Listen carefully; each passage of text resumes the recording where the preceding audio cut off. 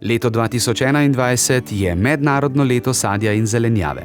Ste vedeli, da je prebivalec Slovenije v letu 2019 porabil 117 kg zelenjave in 75 kg svežega sadja ter 67 kg krompirja?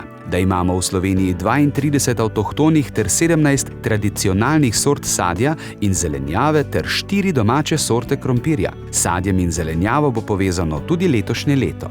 Generalna skupščina Združenih narodov je na predlog Organizacije Združenih narodov za prehrano in kmetijstvo sprejela resolucije, ki leto 2021 razglašajo za mednarodno leto sadja in zelenjave. Združeni narodi želijo z mednarodnim letom sadja in zelenjave poudariti pomen sadja in zelenjave za zdravje in razvoj ljudi ter opozoriti na škodo, ki jo naredimo z odpadno hrano, hkrati želijo spodbuditi večjo odločnost v smeri promocije pravičnejšega, bolj trajnostnega in bolj učinkovitega prehranskega sistema. Po priporočilih Organizacije Združenih narodov za prehrano in kmetijstvo in Svetovne organizacije za zdravje predstavljajo sadje in zelenjava temeljni del zdrave prehrane. Zato priporočilo, da naj bi odrasla oseba pojedla vsaj 400 gramov sadja in zelenjave dnevno za preprečevanje kroničnih nenalezljivih bolezni, vključno z boleznimi srca in ožilja, rakom, sladkorno boleznijo in debelostjo, kot tudi za preprečevanje pomanjkanja mikrohranil.